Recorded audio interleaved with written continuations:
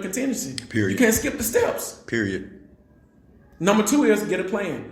And look, I'm gonna tell y'all this: if you want to get everything that so Josh, I told you this. Mm-hmm. For the people on the podcast, I'm actually scaling the business up or building an entire business within 5 to 7 days. Yeah, you told me that one. Yesterday was day 1. Yeah. And for the people watching on the Common Sense Teacher page, yesterday, day 1, I built a business plan within 24 hours. Mm-hmm. It was, and I'm going to put everything in the notes of the social media pages. Yeah. So follow Land Corp. I'm going to send them to you. Mm-hmm. Follow the Common Sense Teacher. Follow Wealth Effect. I'm going to put, it's called the, can't think of the name of it right now, but it's a template. Matter of fact, let me get it out real quick. So it's a template to where you can build a plan, a business plan, and you don't have to do all that extra stuff. Because I say for people that don't know how to build a business plan, they need to go to like SBA. Like we went to that one time. Yeah. And then you need to go to the Chamber of Commerce and really, really get part of something because we just had a business background, so it was easier for us. Yeah, it was. Yeah. But this is what I'm showing on screen to people that's watching. I actually built the business plan on a 1-page document.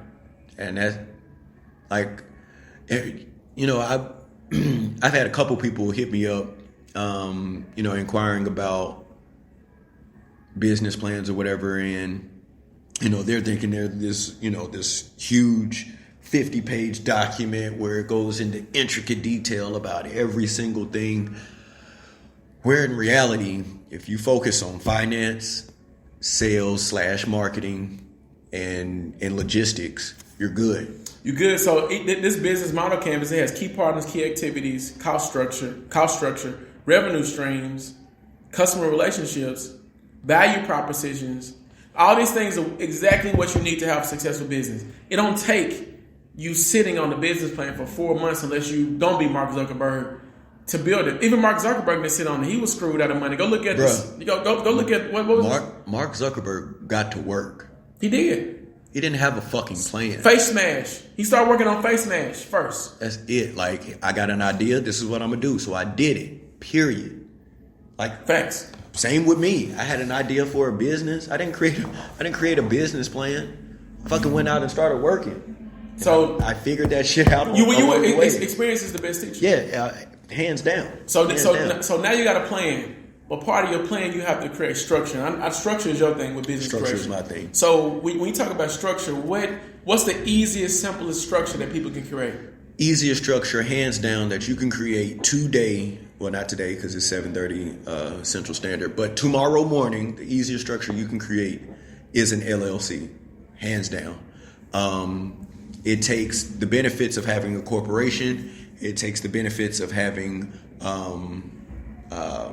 like a partnership and just merges those together. So what it does is it separates you, the flesh and blood person, from the actual business entity itself. So, for instance, though Josh Rucker 2574 is the owner of Land Corp Digital, right? Legally speaking, Josh Rucker 2574 is a representative of the business.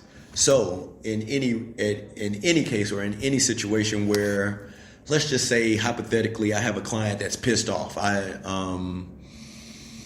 They paid us for a website. We delivered, and it's nothing what they asked for, right? And we're refusing to give them their money back, right? So they sue us. So they sue Land Corp Digital. Josh Rucker 2574 is not worried. So about his house, it's more for protection. About his car, about his bank account, right? Because they're separated. It's protection. Yeah, definitely. It's for protection purposes. So if the business gets sued, my personal assets aren't in jeopardy. If I get sued, my business assets aren't in jeopardy. Now we're gonna have those people who be like, well, really LLC person. Like we understand that there's more advanced strategies for starting a business, but we're talking about people who just start from zero. So if you start from zero, LLC would be great. Yeah. Okay, you just use your social security number. It's okay. It's okay. It's okay. No. I'm saying it's okay. It's okay. Exactly. It's okay. Doable. Yeah. Doable. You can start a business with just your social. Now, I was mentored by some people who said this: own nothing, control everything. What that pretty much means is the LLC Josh talking about. Mm-hmm. You're gonna, if you grow it big enough, you're gonna have a couple people come in and try to own it. Mm-hmm. But just make sure you keep your control within the details of the contract or of the business structure itself. So always own more than 50%. Always. I mean, and that's what it boils down to. Always own more, and you can control everything, right? But if you don't own it, if you don't have that ownership or that control, it's hard to influence the other owners. The one thing I am afraid of about people is that they never get started because they feel like they have to have these things in their mind that people like kind of told them about business versus really understanding what it means to start a business. Yeah. Look, we got a lot of hustlers out there. You have been hustling cakes, pies. Yep. You've been hustling, whatever you've been hustling, car washes. I know hustlers that do cut grass. The reason I can name is because we have a lot of clients in our tax business. We both have tax. I've dealt with hundreds of people who have side hustles. Right. But what you don't realize is that you're almost hurting yourself. Because if you got a job, that side hustle can protect your money from taxes. Listen, people, and this is another reason I ask, why are you starting a business? Because one, I need to understand if you're really educated on the benefits of being a business owner. Because a lot of people just see the money and the lifestyle. It's not even close, people. It's 77,000 pages of to be a business owner in the tax law. It's only like 30 or 40 pages for consumers. I made a post and I made a post that said I'm saying fuck my personal credit and I'm going all in on business credit. You made that post. Explain that. So what I mean by that is just let's take it to the total extreme. Okay, so I have a 800 personal credit score. Mm-hmm. Okay, so that's going to afford me some really low interest rates. You know, my payment's going to be low. I can probably go to the bank and get a moderate loan, right? Given I have the cash flow to back that shit up. Mm-hmm. Business credit, it's really all inherently understood, right? Because business credit, it goes on a scale from 0 to 100, right? So the closer you get to 100, the better your business credit is, right? So if I go to the bank with a 95 credit score on business, right, I can get $100,000 easy because it's a business. And people operate on income, businesses operate on revenue. And it's a total fucking difference. But see, this is the part that I'm happy you said this. So I want to pause real quick to go over like the steps we got to this far. 0.1 is mindset. 0.1 was mindset, self-awareness. 0.2 is self-reflection and also mindset. But step number 1 is have an idea or your why. Yeah, have your why, definitely. Step number 2 was to have a plan. Have a plan. Step 3 was to understand and structure a business. Understand your business structure. Now, you said something very important just now where people have to get in their minds. Repeat that one more time. Because I don't think people understand what it means.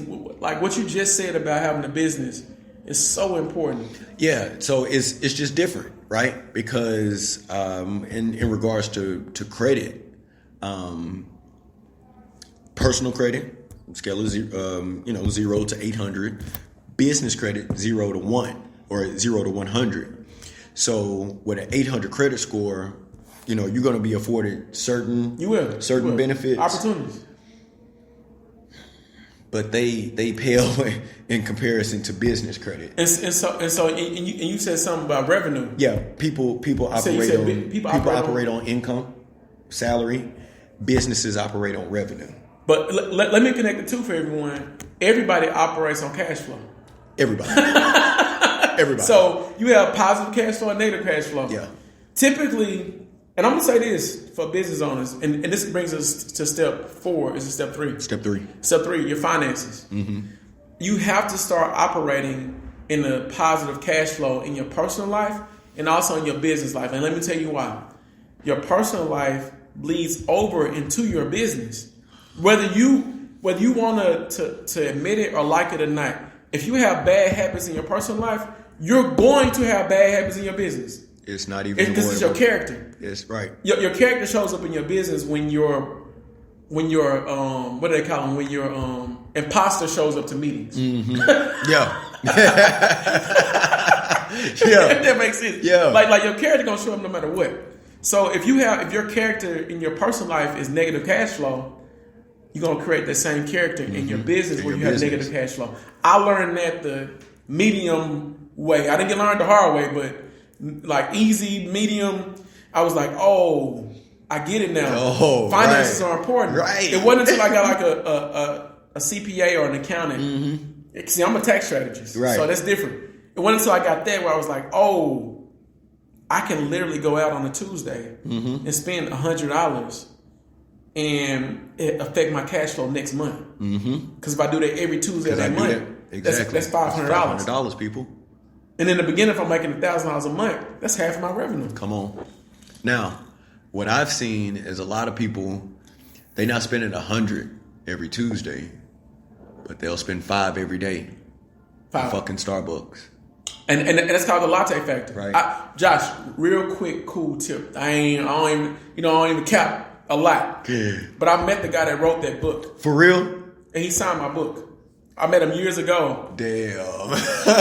And I can't think of his name right now. The guy that wrote that book, they developed the latte. It's called the Millionaire. I don't want to misquote this dude because the book is great. Yeah. He wrote a book for women too. But I met that guy and I asked him the question, what made you create the latte factor? He said that it was strictly because he was going to Oprah's show. Like this guy talked. He said, I was going to Oprah's show and I wanted to find out a way for people to comprehend that it's your small habits that determine the big. And so it's a latte factor where they're $5 a day. And so what I recommend a lot of my clients do, because I'm a financial counselor, is to write down their expenses. Write them down. Most people don't want to do it. Nope. It's because you have to make an admission to yourself. With your finances, it's not like this algorithm that Albert Einstein came up with where it's complex. It's either you do or you don't. Either you do spend money on lattes every day or you don't. That's why I like math. That's why I like business. Because it really takes a lot of like the feelings out of situations. Yeah. Either you went today and you spent $100 on lattes, or you didn't. Either you made profit this month, or you didn't. Or you didn't. Man, I said fuck personal credit because very simply, like my last job, like I said, I was working at DHS. I want to say my fucking salary was like $29,000. Finances. Strictly finances. Just 29, right? In this business, we on pace to make 29,000 probably by March next year. Ah, it's easy. Done. But it's the right? Yeah. That's March. So literally I could stop working and have my whole complete salary from DHS that I was working 2 years ago. That's the difference. That's why I said fuck personal credit, right? Because there's so much that there's so much more that I can do with 100 business credit score than I can with 800 personal.